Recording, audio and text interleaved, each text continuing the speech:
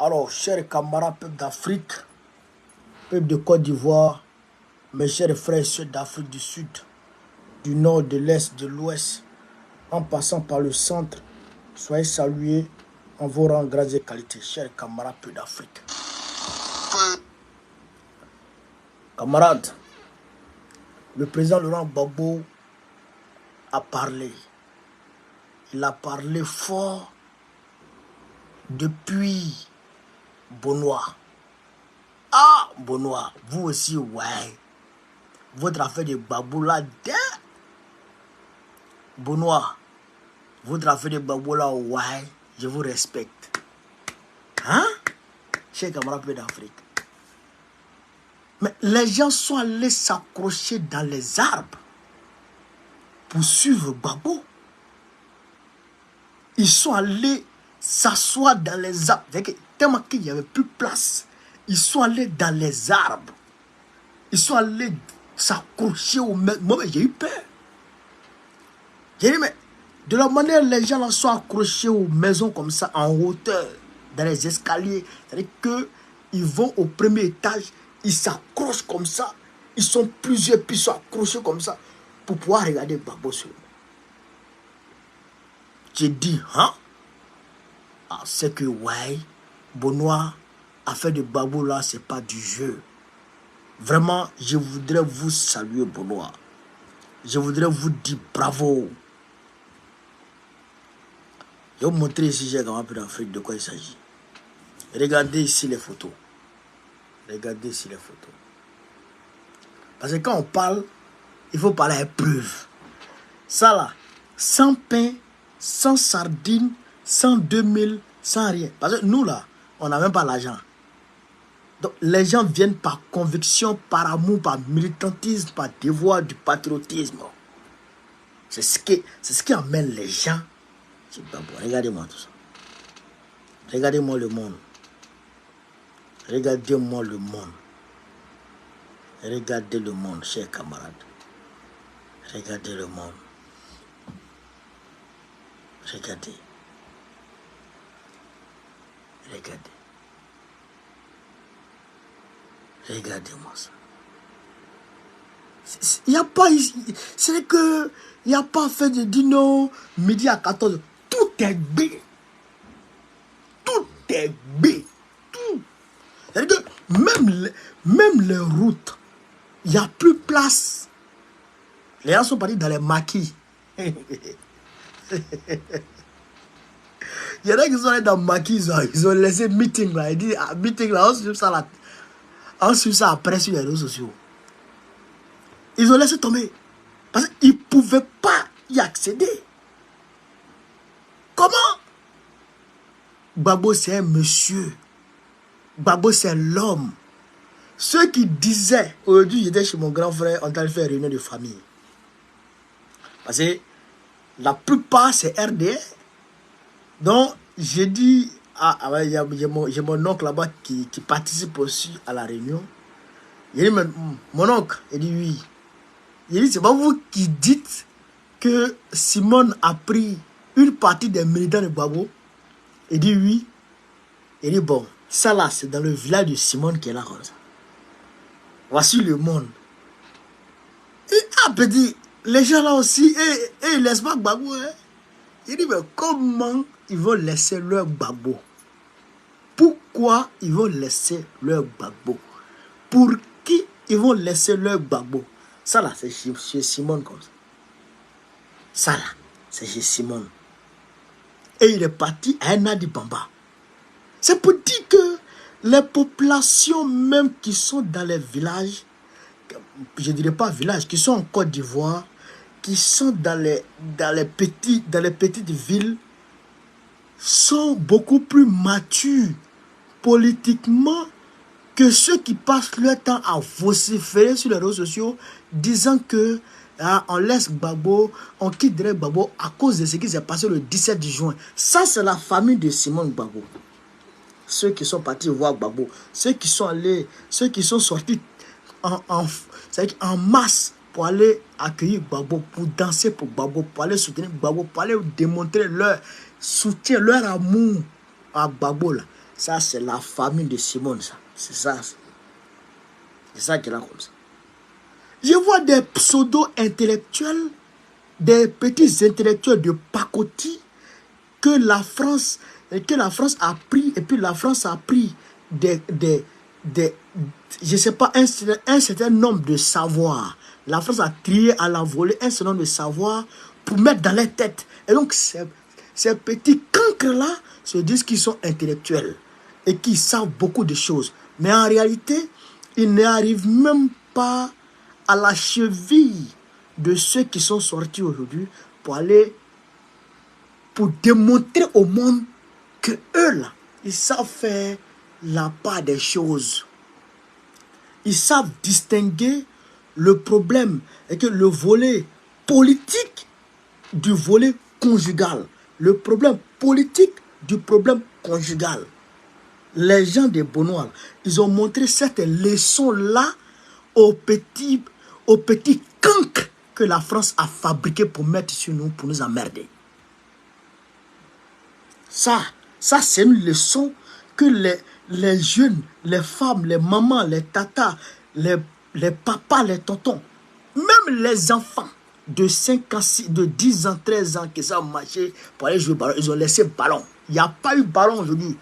Les enfants n'ont pas joué ballon, ils n'ont pas joué billes, ils n'ont rien joué, même à Wallet. Ils ont tout laissé. Ils sont allés suivre leur babo. Pour dire que ceux-là, ils sont intelligents. Boga Sako, qui se dit intellectuel, qui se dit sachant, qui se dit doctorant. Boga Sako. Mais voici la honte que la population de Bonois a mis sur toi. Toi et tes sbires cancres. Je ne sais pas comment je vais vous qualifier. Des bonobos narcissiques qui se jouent les singes savants. Des personnages abjects. Inutiles. Tarés, bornés et manipulateurs pour mettre dessus. Voilà la réalité, voilà la leçon que la famille, que le village, que le peuple de Bonois, d'où Simone Gbagbo est issu, vous a servi comme leçon aujourd'hui. Depuis quelques jours, je vous dis, Gbagbo va faire l'apothéose. Il va réaliser, c'est-à-dire que la foule qui va sortir, vous n'allez pas croire. Parce qu'il savait. Parce qu'il causait avec les gens sur le terrain. Ouais. Donc, voilà la leçon que je voulais tirer d'abord, avant d'entrer dans le vif du sujet. Le président Gbagbo, il a démontré, il a parlé de Kajo Amangwa. C'était un frère de lutte pour lui. Bon, pas un frère de lutte en tant que tel, mais c'était un combattant. Il a fait l'historique et il a démontré pourquoi il n'est pas allé, dès qu'il est arrivé, il n'est pas directement allé à Bonois, il est parti à Guiglo d'abord, il a tout démontré avant d'appeler l'opposition à l'union. Il dit, j'ouvre mon bras. Là encore, pour dire aux gens, quand nous on parle dans politique, taisez-vous. Quand nous on parle dans politique, quand nous on parle là, taisez-vous un peu. Ceux qui traitaient Gbagbo de soroïstes là, quand je parle avec la guêpe, quand je parle avec les souleux de Paris, quand nous on parle là, taisez-vous. Parce que vous ne connaissez rien. Vous êtes émotion. Nous, on est réfléchi. Nous, on est politique. Taisez-vous. Quand on parle, il faut vous taire. Ou vous nous suivez, ou vous taisez. Parce que vous allez avoir honte. Nous, on connaît politique. Voilà. C'est-à-dire que quand tu veux t'engager dans quelque chose, dans un métier, il faut quand même avoir une connaissance de base que la nature t'octroie, que la nature te confère. Quand tu vois un grand joueur comme ça dans le football, là, il faut dire que le petit, là, de façon naturelle, Dieu a mis le ballon dans ses pieds et puis il a développé ça. Est-ce que vous comprenez? Et puis il a développé ça, et puis il est un grand joueur. C'est comme le petit Lamine Yamal. C'est un enfant. Dieu a mis le ballon dans ses pieds et puis il est devenu, il a travaillé et il a travaillé, il a perfectionné ça. Donc nous, c'est comme ça. Nous, Dieu a mis la politique en nous. Nous, on a une base de la politique que Dieu nous a donnée. Donc, vous qui apprenez sur le tas, vous qui nous suivez là, quand on parle, il faut vous taire. Il ne faut pas trop nous critiquer. Nous, on connaît. Est-ce que vous comprenez? Est-ce que vous comprenez ça? C'est ça la réalité. Donc, je vais vous mettre ici le prénom Gbagbo, depuis Bonoir, et puis je vais décortiquer. Est-ce que vous comprenez ça? Voilà, je vais vous mettre et puis je vais décortiquer. Aisément décortiquer. Je vais aisément décortiquer. On est parti avec le prénom Lombo, cher camarade africain, on écoute le prénom. Et nous nous arrangeons pour que ce gouvernement ne soit plus là en 2025.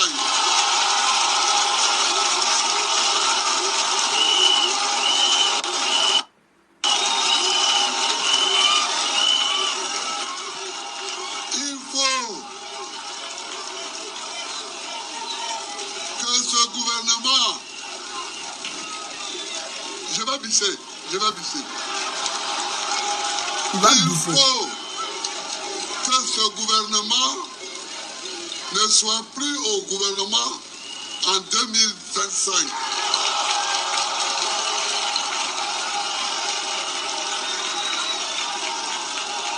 Donc, je veux profiter de la terre de Bonoir pour dire à tous les hommes politiques qu'ils ouvrent les bras. J'ouvre les bras.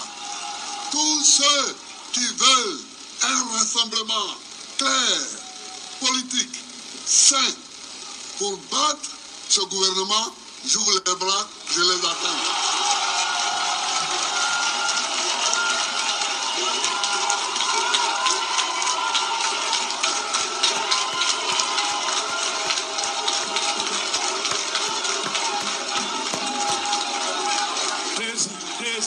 J'ouvre les bras.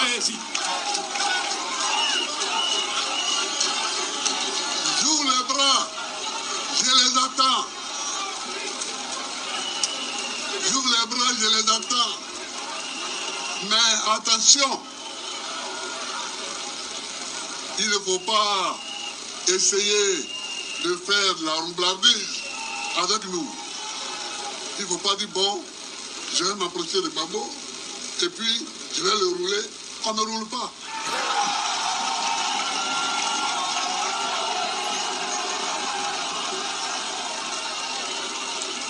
On ne roule pas. On ne roule pas. Je peux me tromper, moi. Mais quelqu'un ne va pas dire oui. Il va faire comme Gbagbo a ouvert les bras. On va aller faire comme ça. Et puis, non. Il faut être clair. Il faut être clair. Il faut être net. Il faut être franc. C'est ça qu'il Il faut être loyal. Je dis en même temps à tous mes collaborateurs, écoutez, de ne pas rejeter les gens. Si quelqu'un veut venir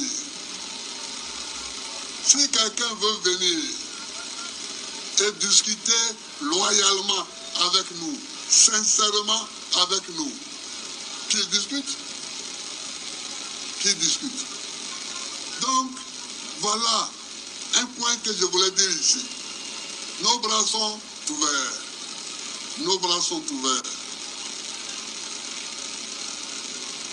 Écoutez Gbagbo, cher camarade.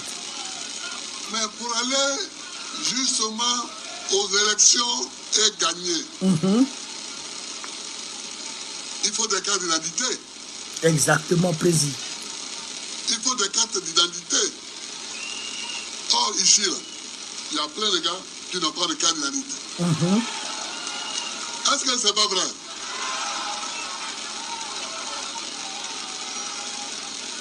Entre 2000 et 2010, j'avais fait faire gratuitement les cartes d'identité. Ouais, nous on a bénéficié de ça. J'avais fait faire gratuitement les cartes d'identité. Ouais. Parce que on ne peut pas demander à un citoyen de payer sa citoyenneté.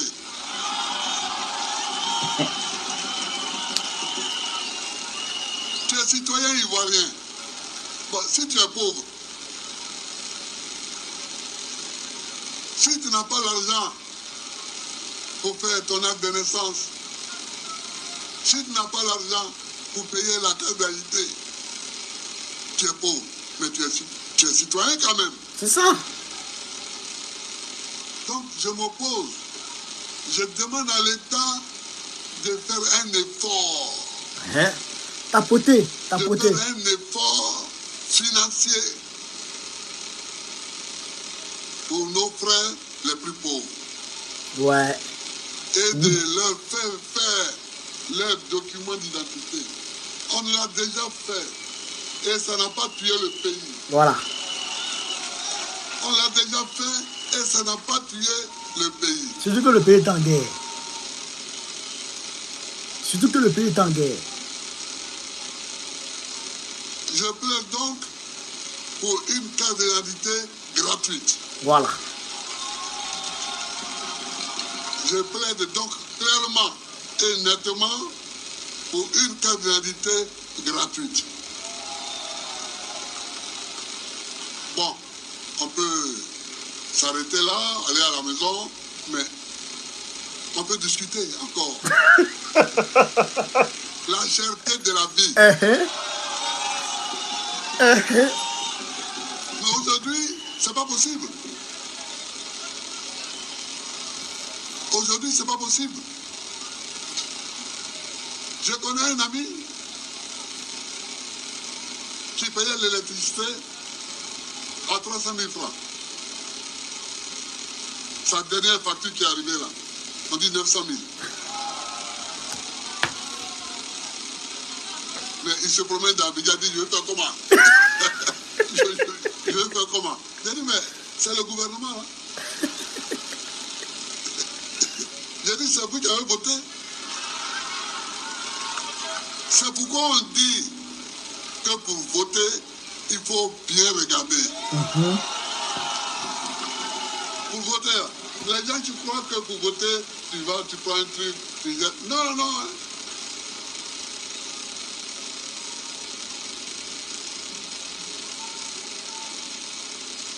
Même le piment, simple piment, là, Piment. ça coûte cher. Aubergine, ça coûte cher. À Tekin, que nous, quand on était petits, on passait au marché pour dire aux femmes, madame, je vais goûter voir. Et puis on mange. Et puis on va devant, je vais goûter voir. Aujourd'hui, tu goûtes pas voir, hein?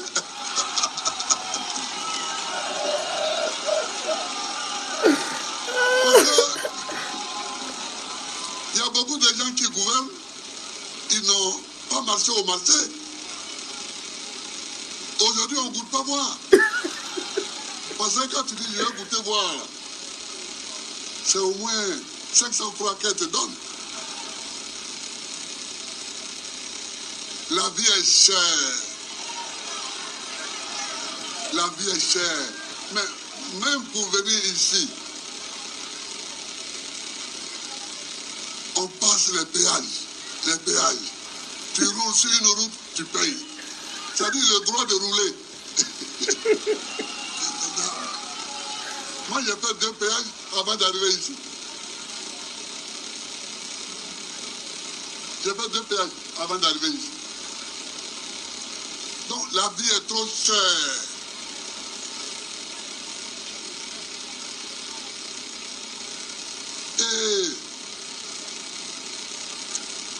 Il y a le problème de l'empoisonnement des cours d'eau. Et vous n'êtes pas au courant de ça. On est au courant de ça, président. On dit qu'il y a des gens qui cherchent l'or. Ils cherchent l'or.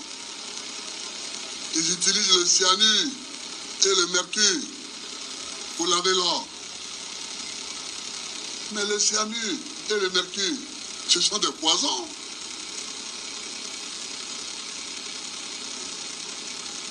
Et le cyanure et le mercure se déversent dans les fleuves comme le Kabali, là.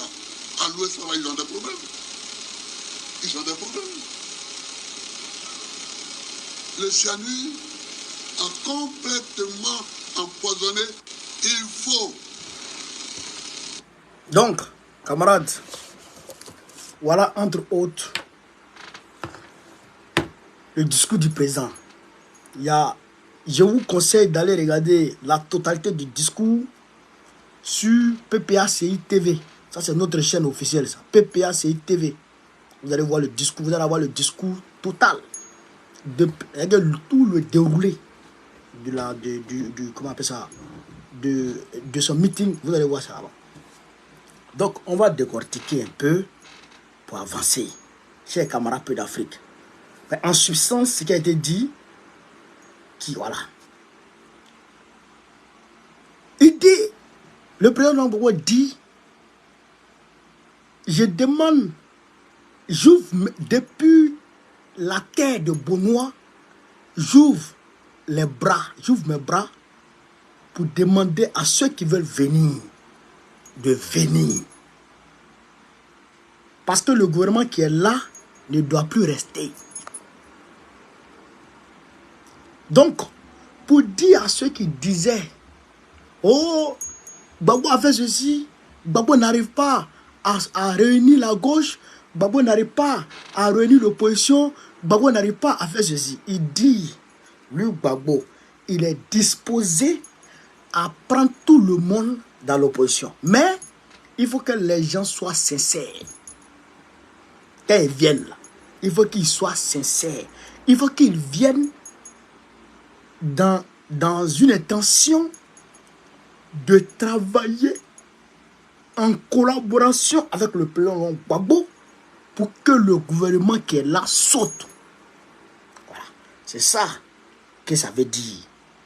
Il ne faut pas venir rouler Gbagbo. Il ne faut pas venir se rapprocher de Gbagbo pour ensuite se frotter à Gbagbo, pour ensuite essayer de prendre des militants de Gbagbo. Non seulement tu ne pourras pas avoir des militants de Gbagbo, mais tu seras hué. C'est pourquoi il dit, on ne me roule pas. Et regardez vous-même, tous ceux qui ont tenté de rouler Gbagbo, ils ont tapé poteau. On ne roule pas Gbagbo, tu ne peux pas rouler Gbagbo. C'est ça qu'il veut dire. Et il demande à ses collaborateurs de ne pas rejeter ceux qui viennent discuter avec eux. De ne pas les rejeter, de les laisser venir, de causer avec eux, de parler avec eux, de discuter avec eux, afin qu'on puisse avoir une plateforme dans laquelle tout le monde peut parler d'une seule voix. Ouattara a peur. Ouattara a peur. Il se rappelle du Front républicain. Il se rappelle du Front républicain. J'entends des tocards dire non, Gbagbo est de la gauche, il s'allie à la droite. Mais est-ce que en 1995, Ouattara et le RD et puis le FPI ne se sont pas associés, ne se sont pas alliés? Pourquoi ça vous fait mal aujourd'hui? C'est que vous avez fait hier. Pourquoi cela vous fait mal aujourd'hui? Pourquoi cela vous fait mal? Donc nous sommes prêts à travailler avec tous les partis d'opposition pour prendre le pouvoir, pour faire sauter Grand Ouattara du pouvoir en 2025. Et ça, il faut que tous nos militants, tous nos communicants soient dans cet état d'esprit. Il ne faut, c'est pourquoi il monte sur le panel pour vous dire, n'attaquez pas l'opposition, n'attaquez pas les opposants, attaquez le pouvoir. C'est le pouvoir qui nous intéresse, c'est ce qu'on veut. Ne soyez pas des opposants qui s'opposent aux opposants. Soyez des opposants qui s'opposent à ceux qui sont au pouvoir. C'est ça que je vous dis toujours. Et c'est ça que je dis à tous mes gars. Et c'est ce qui est la réalité, c'est ce que Gbagbo vient de dire. Donc, pour dire à ceux qui toujours sont dans, je ne sais pas, dans l'isolationniste. Ceux qui sont dans l'isolationnisme. Non, Sorogium, non, Thiam, non, Blegoudé. On n'est pas dans ça aujourd'hui. On n'est pas dans ça aujourd'hui. Est-ce que vous comprenez ça? On n'est pas dans ça aujourd'hui. On n'a rien à voir avec ça aujourd'hui. Vous comprenez? Voilà. Les alliances se font et se défont. On peut faire des alliances de circonstances. On peut faire toutes sortes d'alliances se fait. Donc nous, on va faire notre alliance. Au-delà de ça, il a pas des cartes d'identité. Les cartes d'identité, là, quand Gbagbo était là, les cartes d'identité étaient gratuites. Voilà. De 2000 en 2010, c'était gratuit. Mais Dramane n'a pas honte. Il fait payer ça. L'économiste Dramane, il n'a pas honte. Il fait payer ça aux Ivoiriens. L'économiste Dramane n'a pas honte. Il fait payer ça aux Ivoiriens. Je ne comprends pas. Je ne comprends pas.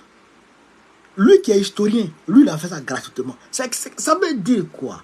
Ça veut dire que il y a des gens, des dirigeants qui ont l'amour pour leur peuple, qui connaissent la souffrance de leur peuple. Il y a des dirigeants encore qui n'ont pas l'amour pour leur peuple, qui ne connaissent pas la souffrance de leur peuple et qui s'en foutent de la souffrance de leur peuple. Eux là, tout ce qu'ils veulent, c'est faire les chiffres. C'est des capitalistes, c'est des démons, c'est des criminels. Et donc eux qui ont tenté de tuer Donald Trump hier, ils sont eux. Et ce sont eux qui nous emmerdent en Côte d'Ivoire. Et il faut qu'on les sorte. Les dramas, il faut qu'on les chasse du pouvoir. La cherté de la vie, il a parlé de ça. Le piment est cher. L'électricité est chère. De 300 000 à 900 000. De 100 000 à 500 000. Et on attend le mois prochain pour voir ce que ça va donner encore. Malgré ça, il y a des lestages. Courant est coupé dans toute la Côte d'Ivoire. Malgré ça, il y a des lestages. Aujourd'hui soir même, il y a eu coupé de courant dans toute la Côte d'Ivoire. Aujourd'hui soir. Là, je vous comprends. Donc, et il a parlé de l'empoisonnement de l'eau. Le cyanure et le mercure. Les gens les orpailleurs. Ils prennent les produits là pour aller laver leur or là dans le fleuve Banama. Dans ça, ils ont pollué les poissons. Les gens sont allés pêcher les poissons, les gens sont tombés malades. Un pays comme ça. Un pays comme ça. Vous comprenez ça? Donc, chers camarades d'Afrique, Gbagbo a parlé fort. Il a parlé fort et il a parlé fort. Donc, allez là, eux-mêmes, ils vont prendre drap. Dramane lui va comprendre que oui, pression est trop sur lui.